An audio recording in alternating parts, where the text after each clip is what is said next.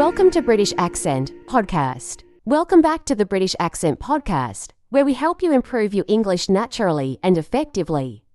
I'm Emma, your host for today, and in this episode, we're tackling a big question: why do so many people study English for years in school but still struggle to speak fluently? That's right, Emma. Traditional language learning in schools often focuses on grammar rules, memorization, and tests things that don't necessarily help you use English in real-life conversations. But don't worry, because today, we're also going to share practical tips on how you can take control of your own learning and finally become fluent. So, whether you've been frustrated with your English classes or you're looking for better ways to learn on your own, this episode is for you. Let's get started. All right, let's break it down. One of the biggest reasons school methods don't work is that they focus too much on passive learning, things like memorizing vocabulary lists and filling in grammar worksheets. But language isn't something you memorize, it's something you use. Exactly. Think about how children learn their first language.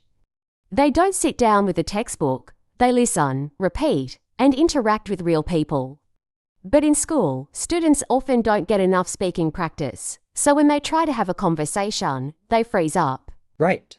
And another issue is the fear of making mistakes. Schools tend to emphasize perfection, getting the right answers on tests, avoiding errors in writing. But that can make students afraid to speak. But the truth is, making mistakes is how we learn. Yes, if you wait until you're perfect to speak, you'll never actually start. Real fluency comes from practice, not from knowing every grammar rule. In fact, some of the most fluent English speakers I've met don't have perfect grammar, but they communicate with confidence. So, if traditional methods don't work, what should learners do instead? Let's talk about some alternative ways to learn English more effectively, ways that actually help you improve faster and enjoy the process. Alright, let's dive into some practical strategies. First, instead of just memorizing vocabulary lists, try learning words in context.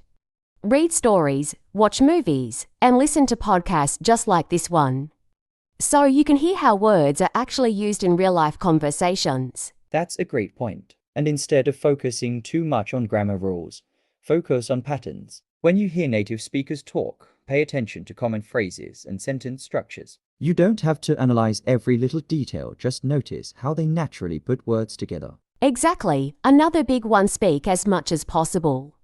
Even if you don't have a native speaker to practice with, you can talk to yourself, record your voice, or even use apps where you can chat with language partners. The more you speak, the more confident you'll become. Yes, and don't forget about listening. If you only learn from textbooks, you might struggle to understand real conversations. So, train your ear with different accents, watch interviews, listen to audiobooks, or follow YouTubers who speak naturally. Oh, and one of my favorite techniques, shadowing. This is when you listen to native speakers and repeat what they say, trying to match their rhythm and intonation. It's one of the best ways to improve your speaking skills fast. Great tip. And the last thing, make learning fun. If you're bored, you won't be motivated to keep going. So, find ways to enjoy English, whether it's through music, games, or even social media. Absolutely. And let's talk about another common mistake: learning English in a way that's too passive. Many schools focus too much on just reading and writing, but speaking and listening are just as important, if not more. Yes, if you're only filling in worksheets and memorizing grammar rules, you're missing out on the most natural way to learn by actually using the language. Think about how children learn their first language. They listen, they repeat, they make mistakes, and they learn from them. That's such a good point, and that's why immersion is key. Even if you don't live in an English-speaking country, you can create an English environment for yourself.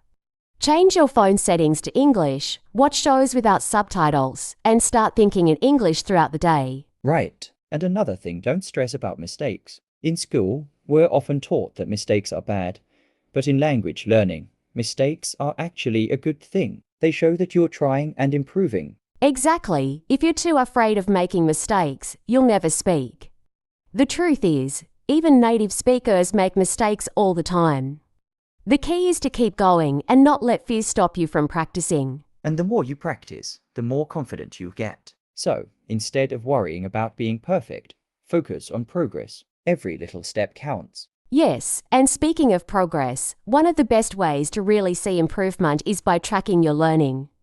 Schools often rely on grades and tests, but in real life, progress isn't just about scores, it's about how comfortable and confident you feel using English. That's such an important point. A great way to track progress is by recording yourself speaking. It might feel awkward at first, but trust me, when you listen back a few weeks later, you'll notice how much you've improved. And not just speaking, writing too. Journaling in English every day, even just a few sentences, can make a huge difference. Over time, you'll start to notice that forming sentences becomes easier and more natural. Yes, and don't forget the power of consistency. Many schools rely on cramming for exams, but that's not how language learning works. It's better to practice a little every day rather than trying to learn everything at once. Exactly, even 10 to 15 minutes a day can help.